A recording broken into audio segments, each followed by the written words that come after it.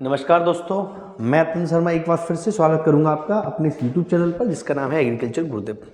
तो बच्चों, कल तक या परसों तक के लेक्चर की अगर हम बात करें, लास्ट वीडियो हमारा सैटरडे को आया था, उसमें हम लोगों ने चैप्टर नंबर 7 तक कंप्लीट कर लिया था।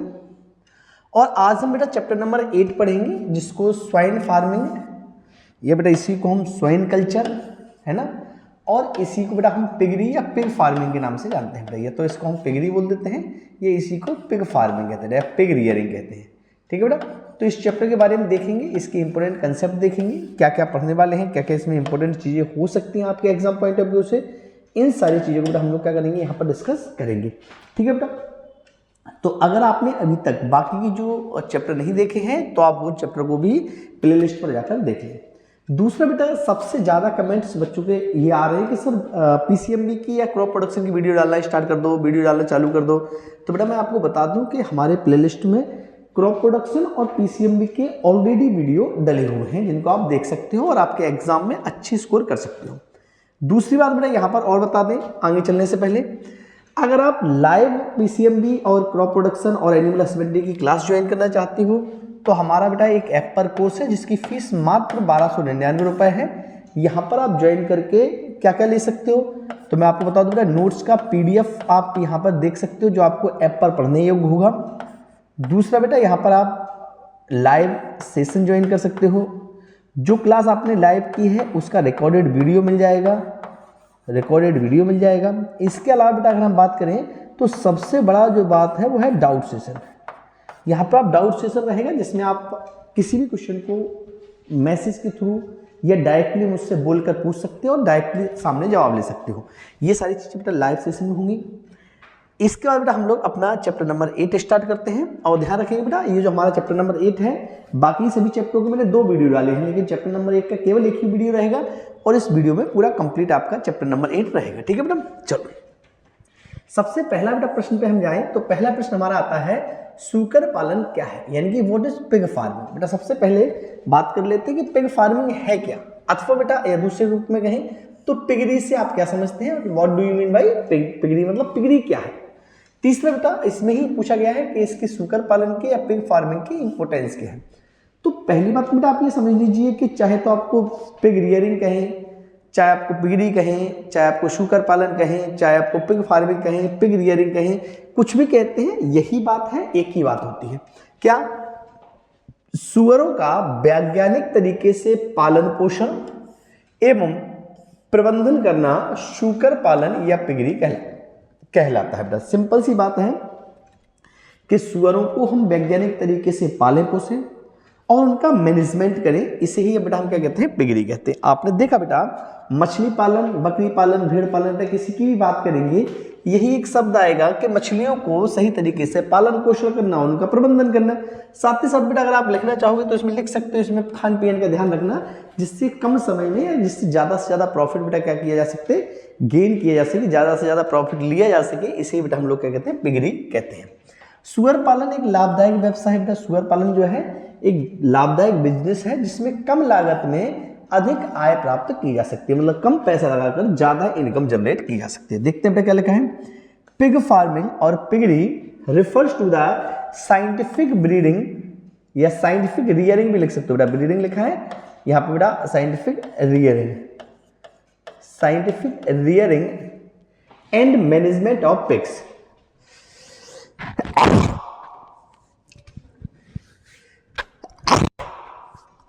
सॉरी बेटा, मौसम खराब चल रहा है, आप लोग भी कपड़े वपड़े पहन के रखो, है ना। चलो तो कह रहे हैं बेटा कि पिग्स का साइंटिफिक रियरिंग एंड मैनेजमेंट करना बेटा क्या कहलाता है, पिगरी कहलाता है। Pig farming is a profitable business. Pig farming बेटा क्या है, एक प्रॉफिटेबल बिजनेस है and it can generate more income with lower cost या विथ लेस कॉस्ट।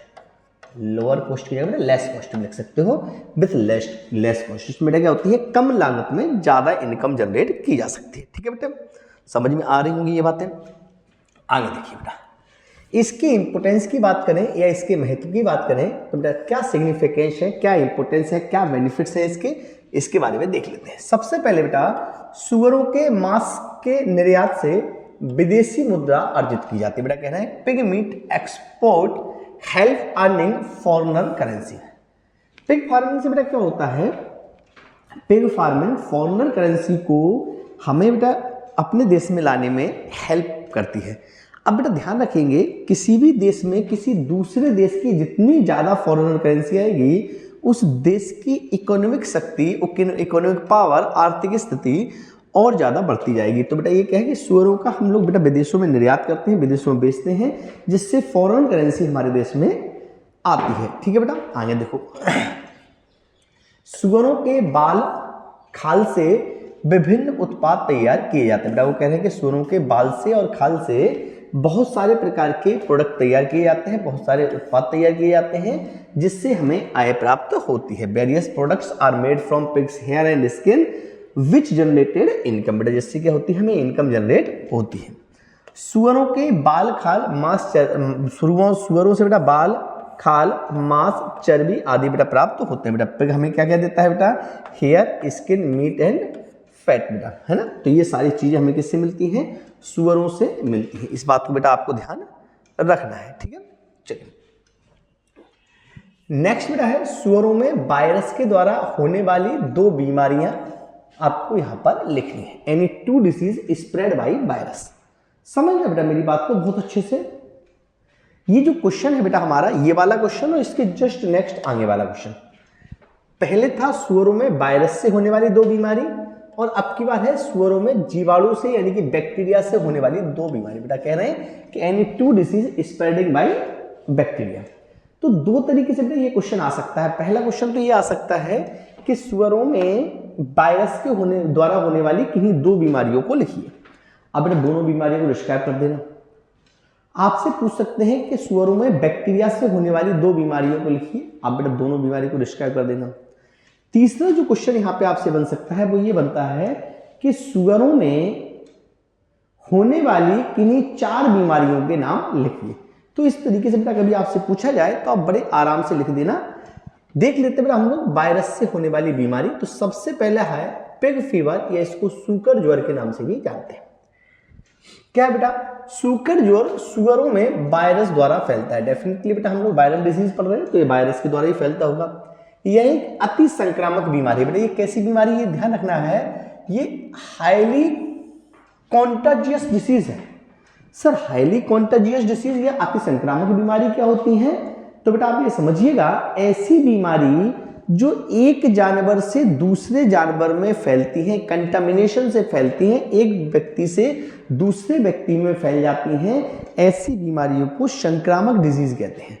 अब बेटा यहाँ जानवर की बात करें तो एक जानवर से दूसरे जानवर में जो फैलती हैं उनको संक्रामक बीमारियां कहते हैं। अब संक्रामक भी नहीं है बेटा, ये कैसी है, अति संक्रामक है ना, अति संक्रामक है बेटा। आगे बात करेंगे, it spread by virus in pig. बेटा ये किसके द्वारा फैलती है, पिग के द्वारा, वायरस पिग में वायरस के द्वारा फैलती है।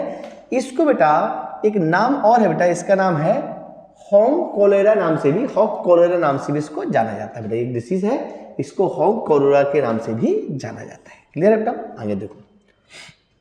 सुकर इन्फ्लुएंजा, ये इसको स्वान फ्लू कहते हैं। बहुत अच्छे से बेटा आपने इसका नाम सुना होगा, पिग इन्फ्लुएंजा या स्वान फ्लू। कभी सुना है बेटा आपने, इंसानों में बीमारी होती है स्वान फ्लू, बर्ड फ्लू, है ना। तो ये स्वान फ्लू जो डिजीज है बेटा, वो नाम से ही आपको समझ में आती है। स्वान मतलब होता है सुअर, और फ्लू बेटा बुखार, मतलब किसका बुखार, स्वान का बुखार है, सुअर का बुखार है बेटा। लेकिन ये बीमारी इंसानों में भी देखने को मिलती है।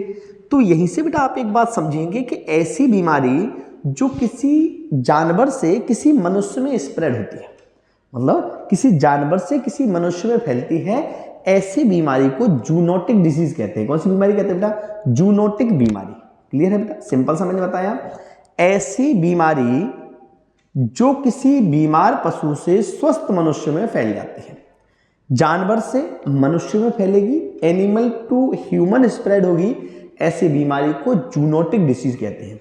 तो यहां पर जो आपका स्वाइन फ्लू है ये एक जूनोटिक डिसीज है। ठीक है बेटा, जूनोटिक डिसीज का मतलब बेटा क्या होगा, ये जानवर से बेटा कहां पे फैलेगी, इंसान में फैलेगी। ठीक है बेटा, यह क्या बेटा किसके द्वारा होती है, वायरस के द्वारा होती है। ठीक है, यह एक वायरस के द्वारा फैलने वाली एक बीमारी है। ठीक है बेटा, यह एक छूत से फैलने वाली बीमारी। बेटा छूत से फैलने वाली बीमारी को बेटा वही कहते हैं कॉन्टेजियस डिसीज। बेटा कौन सी डिसीज है? कॉन्टेजियस डिसीज है ना, छूत से फैलने वाली बीमारी है ये बेटा। इसको हम बोल सकते हैं स्प्रेडिंग टाइप डिसीज है। ठीक बेटा, जिसे H1N1 या स्वान फ्लू भी कहते हैं बेटा। इसका क्या नाम है? H1N1 या इसी को बेटा हम स्वान फ्लू कहते हैं। यह श्वसन नली को प्रभावित करती है बेटा। इससे तो क्या होता है, श्वसन नली जो होती है, सांस वाली नली होती है, एट्री जो होती है बेटा, वो क्या हो जाती है? इफेक्टेड होती है, जिससे सुअरों को खांसी हो जाती है एवं सांस लेने में परेशानी होती है। और अच्छे से बेटा इसमें आगे बढ़ाना है तो आप लिख लोगे कि यह बीमारी सुअरों से इंसानों में भी फैल जाती है, इसलिए इसको जूनोटिक डिसीज भी कहते हैं। ठीक है बेटा, देखेंगे डिसीज है वायरल डिसीज। बेटा एक ऐसी डिसीज है, वायरल डिसीज है। Death spreads through contact. बेटा एक इसके कॉन्टेक्ट में आने से स्प्रेड होती है, और जो बीमारी कॉन्टेक्ट में आने से स्प्रेड होती है उनको कॉन्टेजियस कहते हैं। तो ये कैसी है? It is a contagious disease. It is also known as H1N1। बेटा इस तरीके से लिखते हैं H1N1, है ना। H1N1 और swine flu, it is affected the respiratory tract causing coughing and difficulties breathing in pigs. बेटा जिससे क्या होता है? पिग्स में ब्रीथिंग करने में यानी कि सांस लेने में क्या होती है? डिफिकल्टीज यहां पर आती है। ठीक है बेटा, अब बेटा इसी सेम क्वेश्चन को रिपीट किया है, बस वहां पर वायरल डिजीज थी, यहां बेटा कौन सी डिजीज है? बैक्टीरियल डिजीज है। कौन सी डिजीज है बेटा? बैक्टीरियल। तो बैक्टीरिया से होने वाली जो बीमारी है उनमें बेटा एक मुख्य बीमारी ब्रूसेलिस है। कौन सी बीमारी है बेटा? ब्रूसेलिस। तो यह जीवाणु से फैलने वाली बीमारी है, यानी बैक्टीरिया से फैलने वाली बीमारी है। इस बीमारी में प्रजनन अंग इफेक्टेड होते हैं, मतलब जो रिप्रोडक्टिव ऑर्गन्स होते हैं बेटा उन पर इफेक्ट करता है। एक ऐसी बीमारी है जो बेटा क्या करता है, जो अपने सेक्स ऑर्गन्स होते हैं, मतलब सुअर के जो रिप्रोडक्टिव ऑर्गन्स होते हैं, सेक्स ऑर्गन्स होते हैं बेटा, वहां पर ये क्या करता है? इफेक्ट करता है। ठीक है बच्चे, आगे देखेंगे बेटा लेक्टोस्पायरोसिस। क्या नाम है बेटा इसका? लेक्टोस्पायरोसिस। लेक्टोस्पायरोसिस समझेंगे अच्छे से। यह एक जूनोटिक डिसीज है बेटा। जूनोटिक होगा बेटा, है ना, जूलोटिक नहीं, जूनोटिक। यह एक जूनोटिक बीमारी है। अच्छा बेटा जूनोटिक का मतलब समझ में आया? मतलब यह सुअरों से मनुष्य में फैलती है। भाई ये तो हम पहले ही पढ़ चुके हैं स्वाइन फ्लू में, वैसी तो ये वाली भी है। ये बेटा किससे फैलती है? सुअरों से मनुष्य में फैलती है। इस बीमारी के जीवाणु सुअर की किडनी में स्थित होते हैं। बेटा ये जीवाणु कहां पर होते हैं?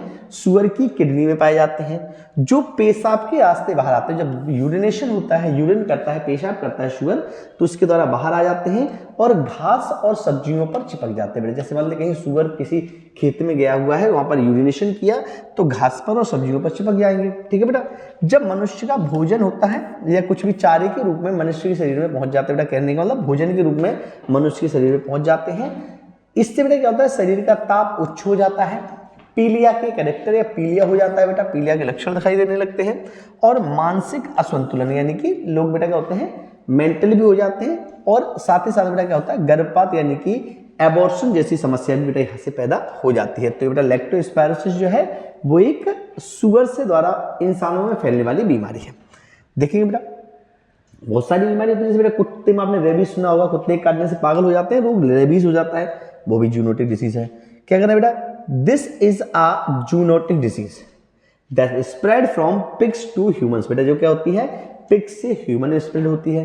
The bacteria resides in the pigs kidney and are extract through urine. बेटा और क्या होता है? ये बैक्टीरिया जो है वो पिग्स की किडनी में रिसेट करता रहता है, एंड एक्सट्रैक्ट बेटा किसके द्वारा होता है? बाहर किसके द्वारा निकलता है? यूरिन के द्वारा।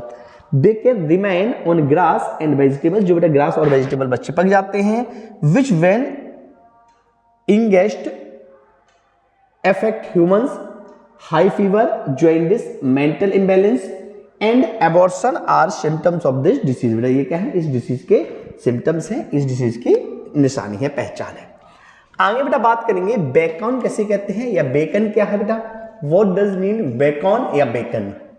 कुछ नहीं बेटा, सिंपल सी चीज है बेटा। कुछ सुअर की ब्रीड्स या कुछ सुअर की नस्लें इस तरीके की होती हैं जिनका मांस नमकीन होता है, तो उस नमकीन मांस को ही बेटा क्या कहते हैं? बेकॉन कहते हैं, है ना। क्या होता है? Salted meat of pig is known as Bacon.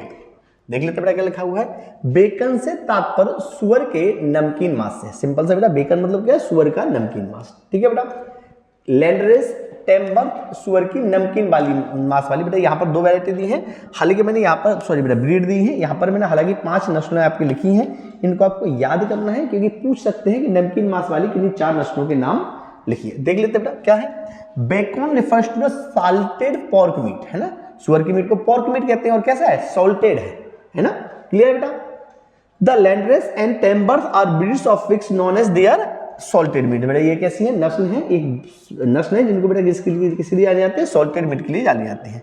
लैंडरेस, time birth, large white Yorkshire, शायर बेटा, है ना, शायर, ठीक है, शायर लिखा है यहाँ पर, बर्कशायर और ड्यूरॉक। बेटा ये क्या है, ये सुअर की नस्लें हैं, सुअर की ब्रीड्स हैं बेटा, इनके नाम आपको याद रखना है। ये 2 जगह काम आएगा बेटा, एक तो यहाँ पर काम आएगा कि नमकीन मांस वाली 4 नस्लें। कभी बेटा कभी कोई क्वेश्चन नहीं पूछते हैं सुअर की किन्हीं 4 नस्लों के नाम लिखिए, तो बेटा ये भी तो सुअर की नस्लें हैं, भले ही नमकीन मांस वाली हैं लेकिन है तो सुअर बाकी ही, तो इनको बेटा हम यहाँ पर भी याद रख सकते हैं, ठीक है। दूसरा बेटा यहाँ पर एक डिटेल थोड़ा सा दिया गया है, हालांकि इसको पढ़ने का बेटा कोई ज्यादा खास मतलब नहीं है क्योंकि आपको केवल सिंपल नस्लों के नाम पूछे जाते हैं और नस्लों के नाम आपने यही याद कर लिए हैं, लेकिन फिर भी एक बार मैं जल्दी जल्दी पढ़ा देता हूँ, आप स्क्रीनशॉट ले लेना, बाद में पढ़ लेना, आपको समझ में आ जाएगा। सुअर के बेटा 5 नस्लों के नाम दिए गए, right any 5 name of pigs breed. सबसे पहले बेटा लार्ज व्हाइट यॉर्कशायर यानी कि बृहद सफेद यॉर्कशायर। याद रखना बेटा जो भी यॉर्कशायर नस्लें हैं वो इंग्लैंड की हैं सभी। किसकी है बेटा, इंग्लैंड की। ये बेटा नमकीन मांस के लिए पाली जाती है और बेटा इसका नर सुअरों का जो वजन होता है 300 से लेकर 450 किलोग्राम और फीमेल का जो वजन होता है बेटा 250 से लेकर 350 किलोग्राम तक रहता है। बेटा सेम इंग्लिश में लिखा हुआ होगा, मैंने आपसे बोला आप स्क्रीनशॉट ले लीजिए, बाद में समझ लेना। बेटा ये लार्ज है और ये मिडिल है। ये कौन सी बेटा, मिडिल। अब बताओ ये लार्ज क्यों, तो इसका वजन ज्यादा था, ये मिडिल है तो इसका वजन कम होगा। देखते हैं बेटा, यह सबसे पहले याद रखना बेटा ये भी इंग्लैंड की नस्ल है। ये लीन मांस के लिए प्रसिद्ध होती है। नर सुअरों में इसका वजन 250 से लेकर 350, जबकि इसका 300 से 450 था, तो ये इसका वजन कम है। और फीमेल में इसका वजन 150 से लेकर 250 किलोग्राम होता है। ये भी बेटा आप याद यहां से रखोगे, ठीक है बेटा। आगे देखो बेटा ड्यूरॉक, कौन सी नस्ल है, ड्यूरॉक। देख लेते हैं क्या है। इसको बेटा जर्सी भी कहा जाता है, ड्यूरॉक को सुअरों की जर्सी कहा जाता है, ड्यूरॉक को सुअरों की जर्सी कहा जाता है। यह संयुक्त राष्ट्र अमेरिका की महत्वपूर्ण नस्ल है। बेटा ये कहाँ की नस्ल है, संयुक्त राष्ट्र अमेरिका की इंपोर्टेंट नस्ल है जो लीन मांस के लिए प्रसिद्ध है। बेटा किसके लिए प्रसिद्ध है, लीन मीट के लिए प्रसिद्ध है ड्यूरॉक, है ना। तो वही लिखा है इंग्लिश में भी, this is an important breed of from the United State of America, USA, है ना, known as the lean meat, known for lean meat, है ना। लैंडरेस कहाँ की बेटा, डेनमार्क की नस्ल है और ये बेटा किसके लिए है, नमकीन मांस के लिए प्रसिद्ध है। टेम बर्थ बेटा क्या है, मिडिल इंग्लैंड की है और ये भी नमकीन मांस के लिए प्रसिद्ध है। बर्कशायर बेटा क्या है, इसका दक्षिण मध्य इंग्लैंड बेटा इसका उत्पत्ति स्थान है ना, बर्कशायर, और इसको भी अपन ने पढ़ा था, ये भी सॉल्टेड मीट की है। तो आपको बेटा कुछ नहीं रखना, आप यहाँ पर बेटा नस्लों के नाम लिखेंगे, एक छोटी सी टेबल अपने आप से क्रिएट करेंगे तो आपको याद हो जाएगा। नस्लों के नाम लिखेंगे, है ना, यहाँ पर बेटा इसका मूल स्थान रखेंगे यानी कि इसका कहाँ की नस्ल है, और लास्ट पे लिखेंगे किसके लिए पाली जाती है, किस प्रकार की मीट के लिए पाली जाती है, ठीक है बेटा। तो ये जो था हमारे चैप्टर नंबर 8 के वो इंपोर्टेंट क्वेश्चन थे जो आपके एग्जाम में पूछे जा सकते हैं या एग्जाम पॉइंट ऑफ व्यू से आपके लिए इंपोर्टेंट है। ये हमने आज कवर किया। कल हम लोग कोशिश करेंगे फिर से एक नए चैप्टर की वीडियो डालेंगे। अगर किसी कारणवश वीडियो रेगुलर नहीं हो पाती, कल नहीं हो पाती, हो सकता है परसों हो, तो आपको बेटा करना क्या है कि जो वीडियो रेगुलर हो चुकी है, मतलब जो सिलेबस हो चुका है, पहले आप उसको अच्छे से कंप्लीट कर लें। जो बचेगा, जो चलेगा, वो तो हम आगे कंटिन्यू कर ही रहे हैं, लेकिन कई बार सारे बच्चे ऐसे होंगे जिन्होंने पिछले वीडियो नहीं भी देख पाए, तो आप पहले उनको कंप्लीट कर लीजिए, ठीक है बच्चा। मिलेंगे नए लेक्चर में, तब तक के लिए टेक केयर, बाय बाय।